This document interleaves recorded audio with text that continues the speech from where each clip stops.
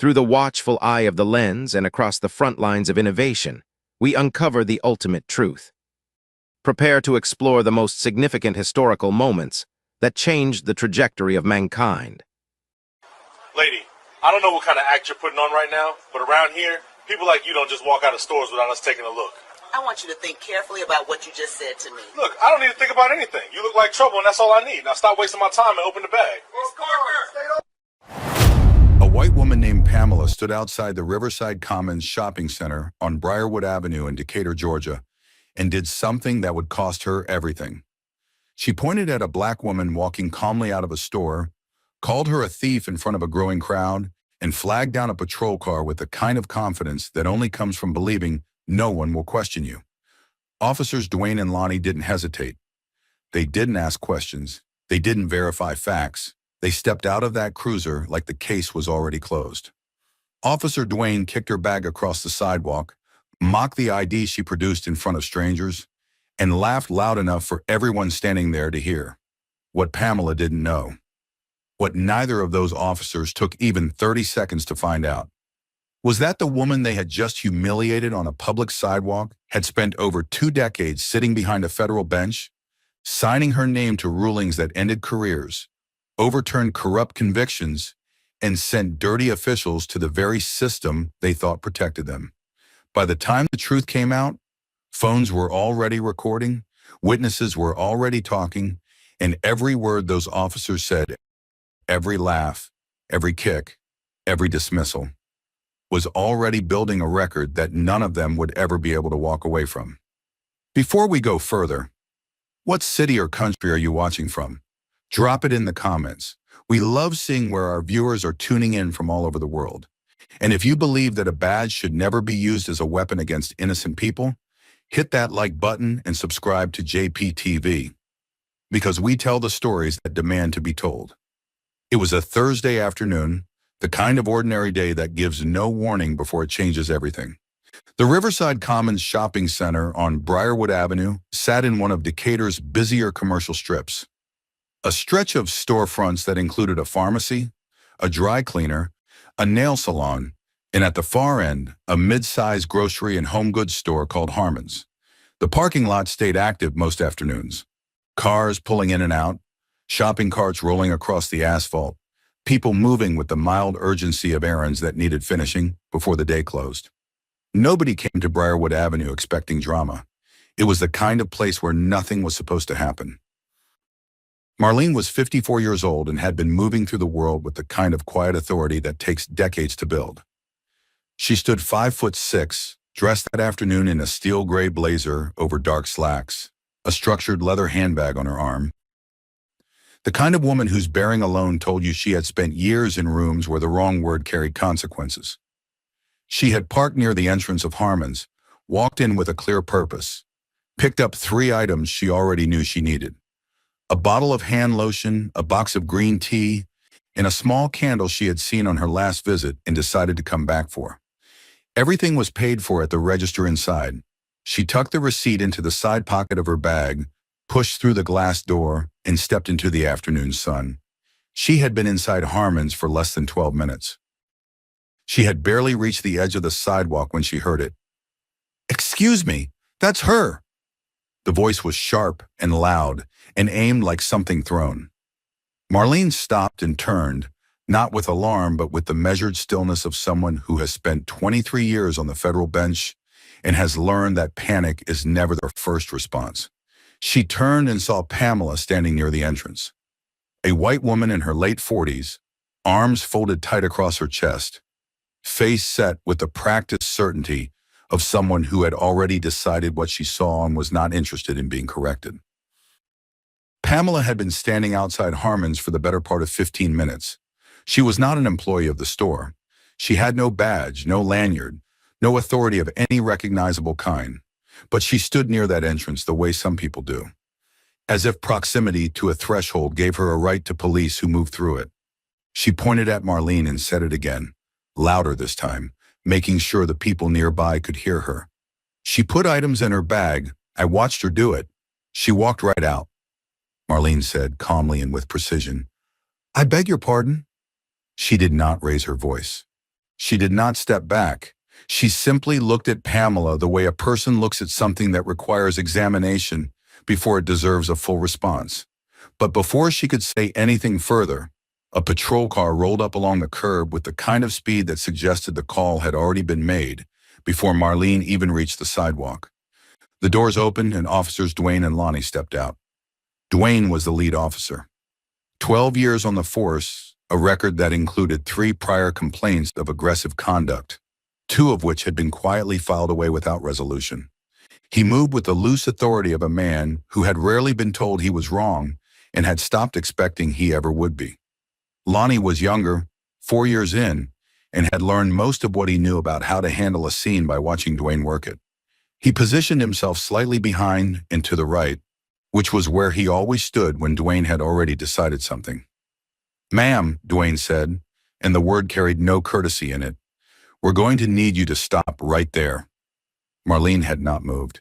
"Is there a problem, officers?" "We've had a report of theft," Dwayne said. He looked at her bag the way people look at things they have already decided to open. "I haven't stolen anything," Marlene said. Her voice was even. It was the same voice she used when attorneys argued poorly in her courtroom. Patient, precise, and faintly disappointed. "Place the bag on the ground," Dwayne said. "I have done nothing wrong," Marlene said. Lonnie stepped slightly forward. "Ma'am, don't make this harder than it needs to be." People on the sidewalk had begun to slow down. A woman pushing a stroller stopped near the pharmacy entrance. 2 men who had been loading bags into a truck paused and stood watching. A teenager near the curb was already holding up a phone. Pamela stepped closer, pulling the group tighter around Marlene with her presence. "I saw her," she said, speaking to the officers now as much as anyone. "She slipped things in like she thought no one was watching. I've been standing here. I saw the whole thing." Marlene turned to her slowly. "Those items are mine. I walked in with them." Dwayne made a sound that was half exhale, half laugh. "Yeah, that's what they all say." He looked at Lonnie when he said it, and Lonnie responded with a slow grin. "Funny how it's always the same story." "You are making an assumption," Marlene said. "No, ma'am," Dwayne said. He took one step forward. "We are responding to a report." He looked down at her bag and then back at her face. Then he nudged the bag with the toe of his boot. Not hard, but deliberately, the way a person touches something they want you to know they can touch. "Open it." Marlene did not move. "Open the bag." The crowd had grown without anyone announcing it. The teenager with the phone had been joined by 2 others. An older man had stopped walking entirely and stood with his arms at his sides, watching with the expression of someone who recognized what they were seeing. Across the parking lot, a woman who had been about to get into her car had stopped with her hand on the door. Marlene looked at Dwayne for a long moment. Then she reached down, unclasped the bag, and opened it wide. Inside were her personal items. Her planner, her phone, a folded piece of paper, her keys. And beneath them, 3 store items still in their original packaging, all of them sealed, all of them tagged, not one of them opened or disturbed in any way. Pamela leaned forward and then straightened up quickly. "See?" she said, pivoting before the silence could settle. "I told you." Marlene did not look at her. She reached into the interior pocket of her bag with the same calm she had held since the moment she turned around, pulled out a slim leather wallet, and opened it. She held it up so that both officers could see it clearly. Dwayne looked at it. His expression didn't change immediately, but something behind it did. The ID was federal. The title on it was unmistakable. He looked up at Marlene and said, with a tone that had not yet caught up to what his eyes were reading, "I don't care if you're Michelle Obama. You're not walking away from this." Lonnie looked over at the ID, then at Dwayne, then back again. He let out a short laugh and shook his head. "Y'all carry fake IDs now?" He looked at Dwayne again. "My grandma's a prosecutor," he said, and both of them laughed. Loud, open, performative laughter that carried across the sidewalk and into the parking lot and into the memory of every person standing there recording it. Marlene said nothing. She stood with the wallet open and let them laugh, because she understood, better than either of them ever would, that the most dangerous thing a person in power can do is underestimate who is standing in front of them. The laughter from both officers hung in the air long after it should have stopped. People on that sidewalk heard it. The man who had stopped walking heard it. The teenagers with their phones heard it. And every single one of them kept recording because they understood, even before the officers did, that this moment was not going to end the way Dwayne and Lonnie thought it was. Marlene closed her wallet slowly and held her position. She did not argue. She did not raise her voice. She stood on that sidewalk the same way she had stood in federal courtrooms for over 2 decades, with the kind of stillness that does not come from having nothing to say, but from knowing exactly when to say it and when to let other people talk themselves into a corner. Right now, she was letting them talk. Dwayne was still in charge of the scene, at least in his own mind. He gestured toward the bag again and told Marlene that they needed to go through the items one by one. She looked at him and said, quietly, that she had already opened the bag. She had already shown him everything inside it. He told her that was not enough. She asked him what, specifically, he was looking for. He did not answer that question. He just repeated that they needed to go through it properly, and the way he said properly made it clear he was not using the word to mean carefully. He was using it to mean completely, as in he intended to stay on this sidewalk for as long as it took to find something that justified why they were still standing there. Pamela had not left. That was the thing most people in the crowd noticed. A woman who had flagged down a patrol car, made a loud public accusation, and then watched the bag get opened to reveal nothing stolen. A reasonable person walks away at that point. Pamela did not walk away. She stayed close, adjusting her position slightly every few minutes, the way people do when they want to remain part of a situation without looking like they are forcing themselves into it. She added small comments when the silence stretched too long. She told the officers again that she had been standing there, and she knew what she saw. She said it with the confidence of someone who had done this before and had never once been held accountable for it. Lonnie had stopped laughing, but the grin had not fully left his face. He was watching the crowd now, not with concern, but with the mild irritation of someone who finds an audience inconvenient. He told the people nearest to them to step back and give them some space. A few people moved slightly. Most did not.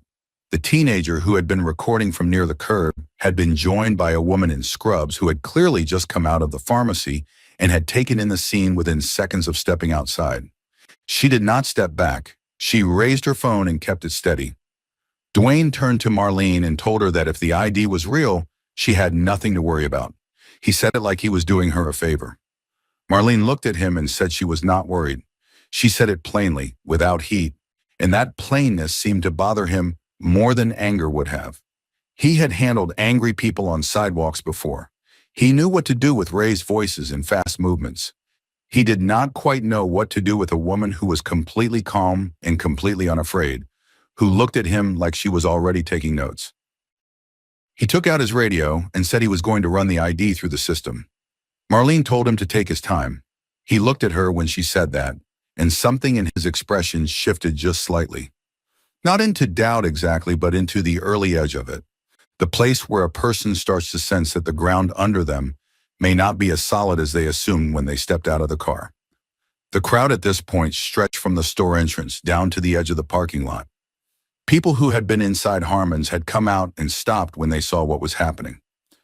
A couple who had been walking toward the dry cleaner 2 stores down had turned around and come back. Nobody was in a hurry to leave. The phones were steady and the faces watching were serious, because this was not the kind of scene that felt like a misunderstanding anymore. It felt like something that had a shape to it, a direction, and everyone standing there could feel where it was heading, even if they could not yet see the end. It was in that moment, while Dwayne still had his radio in his hand and Lonnie was still managing the edges of the crowd, that a voice came from somewhere in the middle of the gathered people. It was not a shout. It was not a question. It was a name. Marlene's full name, spoken clearly and with the kind of familiarity that stops a scene cold. Everyone turned. A man was making his way through the crowd from somewhere near the back of the parking lot. He was in his late 30s, simply dressed, moving quickly but not frantically. He was not a lawyer. He was not a colleague. He was not someone most people at Riverside Commons that afternoon would have expected to be the person who changed everything. His name was Quentin, and years ago, before Marlene had ever been appointed to the federal bench, she had stood in a different kind of room and made a decision about his future that she had never asked to be thanked for. He had never forgotten it. And the moment he had driven into that parking lot and seen the crowd and recognized the woman standing at the center of it, he had gotten out of his car and started walking. He reached the inner edge of the crowd, and the people nearest to him stepped aside without being asked. He looked at the officers. Then he looked at Marlene. Then he said, clearly and loud enough for everyone present to hear, exactly who she was. The laughter was gone. Quentin did not give a speech. He did not perform for the crowd. He simply stood at the edge of that circle of people, looked directly at Officer Duane, and said her full name followed by her title, federal judge, and then the district she served, with the same matter-of-fact delivery of someone stating something that had always been true and was tired of being the only person in the room who knew it. Nobody moved. Duane still had the radio in his hand. He did not raise it. He did not speak. His eyes went from Quentin to Marlene and then down to the wallet she was still holding open at her side. The federal ID facing outward, the title printed clearly across the front of it in the same font it had always been in, the same font it was in when he first looked at it and decided it was fake and laughed about it in front of 40 people and their cameras. Lonnie stopped moving entirely. The grin that had barely left his face since the start of this was gone now, and what replaced it was not remorse. It was the particular blankness of someone who has just realized that every single thing they said out loud in the last 20 minutes was recorded by multiple people from multiple angles, and there was absolutely nothing they could do about that now. Pamela took one small step backward. Just one. But people noticed it. Marlene let the silence sit. She was good at that. She had spent over 2 decades in a courtroom where silence was not empty. It was a tool, and she knew how to use it better than most people in that parking lot had ever seen.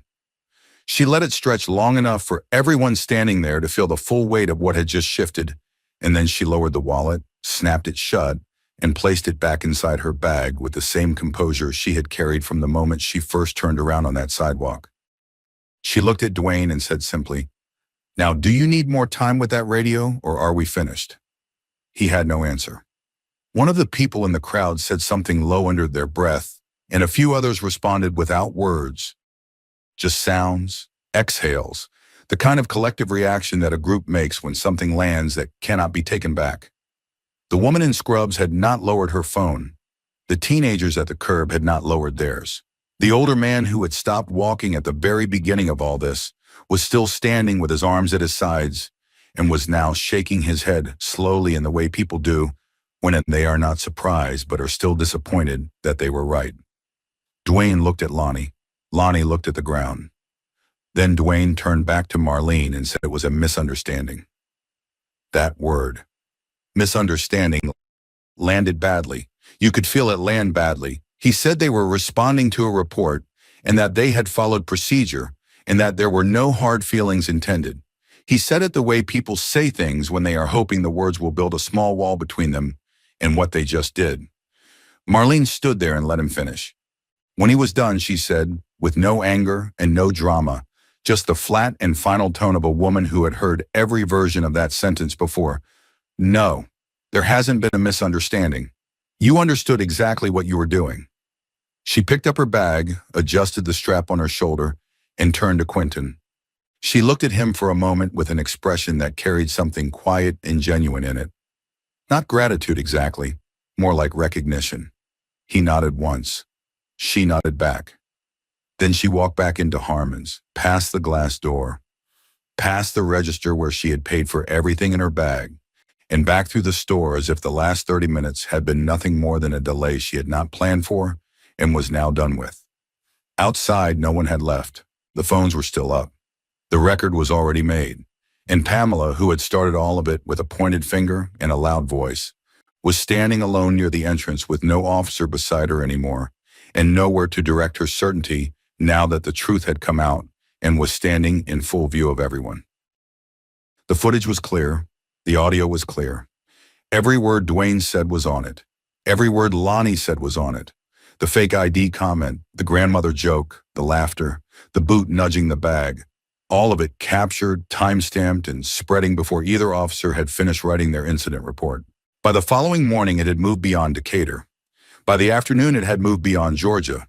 People were watching it in comment sections and sharing it with the kind of urgency that comes when footage shows something that is not new but is newly visible, when behavior that has existed for a long time finally has a face and a location and a name attached to it and can no longer be described as rare or isolated or a single bad day. The precinct did not get ahead of it. They responded the way institutions respond when they are caught rather than when they choose to act slowly, carefully, with language that was more concerned with managing perception than addressing what actually happened. A statement was released. It said the matter was being reviewed internally. It said the department took all complaints seriously. It said nothing about the laughter, nothing about the boot, nothing about the fake ID comment that had by then been clipped and viewed by hundreds of thousands of people who had their own feelings about what it meant. Dwayne and Lonnie were placed under formal review within 72 hours. Their prior conduct records were pulled, and what those records showed did not help them. Dwayne's 3 prior complaints, the ones that had been filed quietly and resolved without consequence, were now sitting in a file that people with authority were actually reading. Lonnie's record was shorter, but the pattern in it was familiar enough. The review was not a formality. It moved with the kind of institutional seriousness that only appears when the evidence is too visible and too documented to be quietly managed, and when the person at the center of it has the kind of standing that makes looking away professionally dangerous. Procedures were examined. The question of what justified the initial stop, what standard was applied, what evidence existed before that patrol car rolled up to the curb. All of it was on the table. The answers that came back were not satisfying ones for the department. Pamela's situation was handled separately, and it was handled seriously. What the investigation established was that her accusation had not been a mistake born from a moment of confusion. Witnesses gave statements. Her behavior at the entrance in the time before she pointed at Marlene was described in detail by more than one person who had been standing nearby. The accusation was not an error. It was a choice, and the consequences that followed reflected that distinction clearly. She did not walk away from it without damage. The kind of damage that follows a person and does not disappear simply because time passes. Marlene did not give interviews. She did not appear on the footage beyond what had already been recorded. She returned to her courtroom, sat behind her bench, and continued the work she had been doing for 23 years, as though the world outside had briefly lost its footing and she had simply waited for it to steady itself again. She walked back into Harmon's on a quiet weekday morning a few weeks later. She took a basket at the entrance, moved through the aisles at her own pace, picked up what she needed, paid at the register, and walked out. Nobody pointed. Nobody stopped her. Nobody said a word. That was not a small thing. That was the whole point. Because the goal was never fame or a settlement or a moment of public vindication. The goal was to be able to do an ordinary thing without being treated as a suspect for doing it. That should not require a federal title to achieve. It should not require a crowd and cameras and a man from the parking lot who remembered a kindness. It should simply be the baseline of how every person is treated when they walk out of a store with their own belongings on their arm. It wasn't, not yet, but days like this one make it harder to pretend otherwise. If this story made you feel something, do not keep it to yourself. Share it with someone who needs to see it. Leave a comment below telling us what you think should happen to officers who abuse their authority. We read every single one. And if you are new to JPTV, hit subscribe because we are just getting started. Every story we tell is a story that deserves to be heard. Every official report and carefully curated archive carries a profound narrative eagerly waiting for an audience. At the very core of every narrative is the fundamental, unwavering search for truth. We sincerely thank you for taking the time to seek that truth with us today.